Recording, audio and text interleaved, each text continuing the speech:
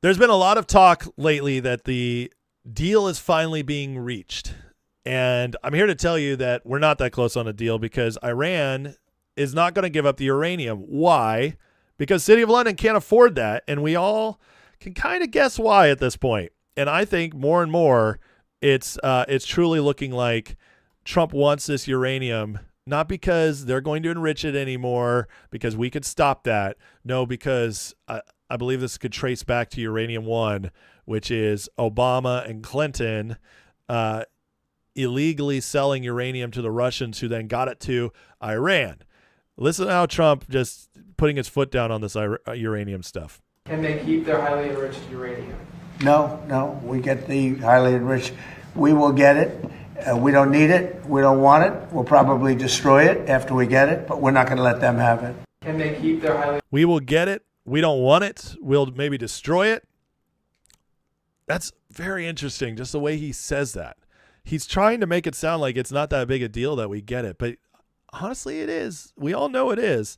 And remember, it's dust at this point. They know they took a lot of it out. He's been saying, we're watching you with Space Force, which the whole Space Force thing is crazy in and of itself. Now, Rubio came out today and said that we can't have any diplomacy if you guys enact a toll. So this is, again, just another red flag. And what the Trump administration's pretty clearly doing is putting more and more red lines out, because they are it's all about boxing in the Iranians, because the Iranians right now, they're scrambling because, and City of London does not want that uranium getting out, because it'll trace back to the deep state. It'll be the final nail in the coffin. If they prove that that was from the Uranium One deal, that would be the final nail in the coffin for Clinton and Obama, that nobody could argue at that point that they were treasonous in what they accomplished. So that's a big deal, and they cannot let that go. The other thing they cannot let go is the Strait. They can't, because they need that money. Trillions and trillions of dollars have been made off the Strait because of shipping insurance and the manipulating of the oil prices. This is something the City of London's been behind for a long time. This Lloyd's of London has been insuring the boats going through here for centuries. Over 300 years, Lloyd's of London has been doing shipping insurance, and then they broke their contracts for the first time ever once we attacked Iran. You know, these are the little tells we get, but that money's all being diverted into financial system, UK, and where is Lloyd's of London located? Directly in the actual City of London, which is a square mile inside of London proper. Yeah, the crazy stuff you learn as you start deep diving this stuff. But just like the Vatican is in Rome, the City of London, like this little mile by mile section, which is all financial district, is directly in the middle of the actual London. And it's called City of London. And this is where that EU system, that globalist system, that deep state all stems from. Now, it's no longer just physical because of modern times, digital dollars, all that stuff. It is all based all over Europe, but City of London is their hub. And this, again, guys, this is a red line, and they're saying you guys cannot get the money from Hormuz anymore. It's not happening. Does these keep ramping up? Because this is what Iran keeps coming up with. They keep trying to get Trump. They're trying to test Trump's political willpower here, okay? Because the Iran war is the one thing hurting Trump's political power right now. It's the one knock on him, because there's a lot of people who don't want to be involved in this, and the gas prices are affecting everybody. So that's the only pressure they have been able to get on Trump. And so what they're hoping is they can keep applying that pressure, and they can squeak out a win here and not let Iran be the win. Trump wants it to be, to eradicate this deep state globalist system. Trump holding on this. Trump and Rubio are messaging to us, we're not giving an inch. Now, this is interesting today. Trump has decided to let these 5,000 troops go to Poland. Now, what they're not saying here is these are not new troops. These are troops being moved out of Germany. But Poland is one of our only allies over there. And he writes, based on the successful election of President of Poland, Karol Nawrocki, who I was proud to endorse our relationship with them, announced the United States will be sending additional 5,000 troops to Poland. Poland has gone full MAGA, make Europe great again, just like Hungary was under Orban. This is Trump rewarding that, because 5,000 troops isn't just protection. It's a major economic advantage. You get all that military spending now there. You get the troops living their personal lives there. They spend in the economy. This helps Poland. And what Trump's showing over and over again is the rearrangement of the world order, pushing over and over again on Europe's economy, on the hubs of that economy, which are UK, France, and Germany, and also Turkey. As he keeps pushing on these things, breaking them economically, they're going to have to cave more. And the countries that play ball get rewarded. Master of the deal as usual. But for all those scared that Trump's somehow caving into NATO, here's what Rubio had to say about that today. Pleasure to be here. And it's always great to see you, Mark. And obviously we're here to set the groundwork for what I think will be probably one of the more important leaders summit in the history of NATO.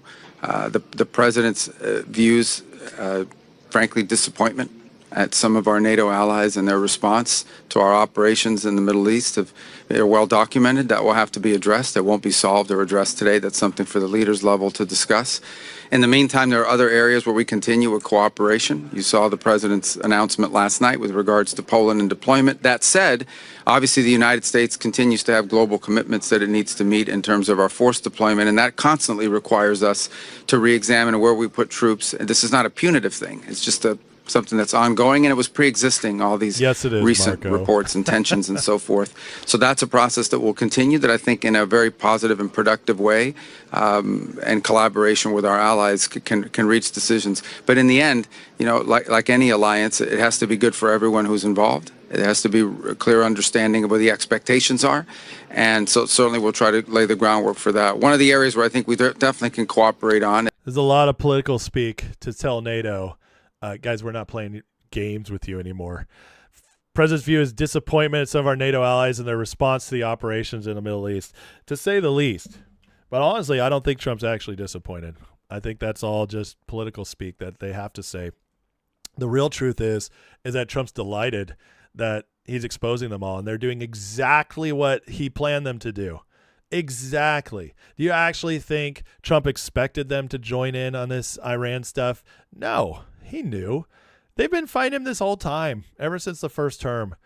He hasn't given them a chance for NATO to get involved before until this Iran strike. And now this was the one. He played it perfect. I mean, a whole first term, then you got the Biden years. Biden showing us what the old school was like with NATO. Hey, let's get wars going in Russia, Ukraine. Let's get us all involved. We'll start sending billions and billions of dollars back to you guys. Get that fund going again. Looking for an excuse to get in, which Biden did many times, tried to look for excuses to get troops over to Ukraine. He just couldn't do it because Putin was smart enough to not go after Kiev in the initial attacks. Putin tried to get a peace deal in 2022, and Europe told them not to take it. So you see how they kept playing that game. Trump finally comes in second term. Now that we've got this contrast, Trump first term, Biden term, Trump comes in now as like, finally I'm making some moves. And NATO's not there for us. It gave us plenty of time to see the difference and see the contrast. You see, you have to wake the people up. You have to show them. You can't tell them. You have to show them. You think 10 years ago, even in the Republican Party run by mostly neocons, do you think 10 years ago most Republicans would have been cool with us bad-mouthing NATO? Do you think we would have been cool with putting Europe off to the side, with saying, screw you guys? I know a lot of people would have been. I mean, I would have been. There's a few based conservatives that would have been. Absolutely. But the majority of the Republican Party? No way. No way. They would not have been okay with that. And so Trump now goes after Iran, and it's honestly, the timing was perfect for people who say he shot it off from the gut, just made a rash decision. No, you can look at how it was all built up. Come in last year, knock back their nuclear program just long enough in that 12-day war with one big strike that we did. 12-day war was Israel and Iran. End that. End the fight with Gaza for Israel. Build up, see what Iran's going to do. give them one shot. They saw our strength. It's like, yeah, you guys can capitulate. You guys can surrender. No? Okay.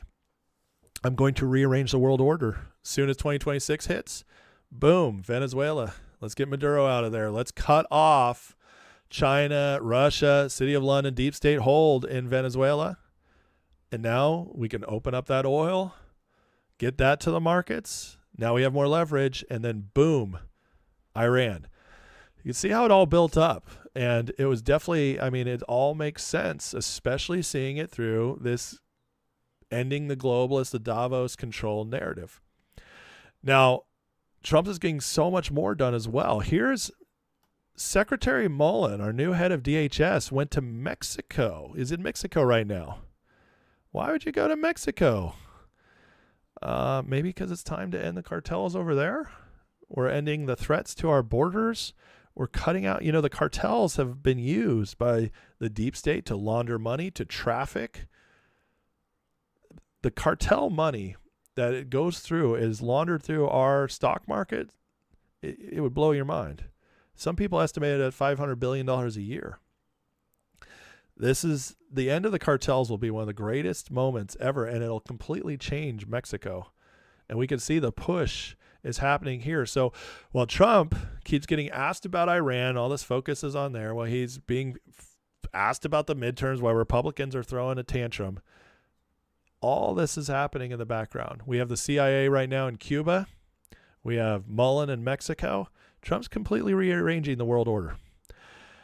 Mark Mullen today came out and said he might curb international flights to U.S. airports with sanctuary policies. You know what that'll do to their economies? These airports, man, absolutely crush them. It'll also stop, because most of these sanctuary cities run by Democrats. They're launching points for, deep state meetings. This will stop that. They can't directly go in. This is huge. I can't wait to see if he's actually able to pull this off. But this is the kind of thing. The Republicans, they all walked out on Trump. The narratives are ramping up from the influencers. City of London is scrambling right now because these primaries. But we see that the Trump administration is ramping up as well. And this is the powers that the executive branch holds that cannot be stopped by the House and Senate. It cannot be stopped by them unless they all come together and do overwhelming votes that can surpass the president, which isn't going to happen. So this is the kind of stuff, guys. He can still weed out the deep state. He can still bring justice even if we lost the House. This is why I'm not worried about 2028 no matter what happens this year. And finally, Trump says what I've been saying. This is, I believe, a big plan coming into the midterms. Let's let him say it real quick. That'll end soon, very soon. And when it ends, your gasoline prices will go down lower than they were before. I left Iowa a few months ago, and gasoline was at $1.85 a gallon. And we'll be hitting numbers like that again soon. But we'll be hitting them in a much nicer way, by the way. We will be hitting them, and we will have a country that will not have a nuclear weapon. Yeah, Daniel? That'll end soon. So there's Trump just basically saying what I've been saying nonstop, is that the whole plan, and listen, I know I'll have people who'll be like, well, he can't say that. How is he going to get gas prices down? Dude, he's done it twice already. The first term and the first year of the second term. Trump knows how to get gas prices down. So we have every reason to believe that he knows exactly what he's talking about here. And once Iran's over, I've been saying it, gas prices, the barrel of oil, once the Strait of Hormuz is fully flowing and Venezuela is more ramped up again, we could see $50 barrel in oil by the end of the year, maybe as low as $40 a barrel. With all the changes that are being made here, the way we're drilling, Trump will make sure that it's profitable so that the oil companies still have to drill. But so he won't let it completely fall out. But the point is it'll get to the point where it'll be right at that edge. And that's really good for us. It'll mean sub $2 gas. And imagine, even if he gets it down to $3.50 a gallon or $3 a gallon by the midterms, and that trend's already started, guys, that's going to be so massive. And I'm telling you, it'll happen faster than they say it will. It's not going to take that long for it to ramp up. So all this is coming together. Trump to me, still looks like he's got everything in hand. And we just need to pray that they find the way out of this Iran thing very quickly, which, being Memorial Day weekend, 3 days off of the market, do not be surprised if we launch an attack this weekend. I wouldn't be shocked at all. It goes with how Trump likes to do this. He loves to do it on weekends because it gives the markets time to recover afterwards. Because Trump actually does care about people's 401ks and so on and so forth. But we'll see. We'll see. Watching it very carefully as always. But again, once it's over, it's going to be huge as all the chess pieces are being put in place.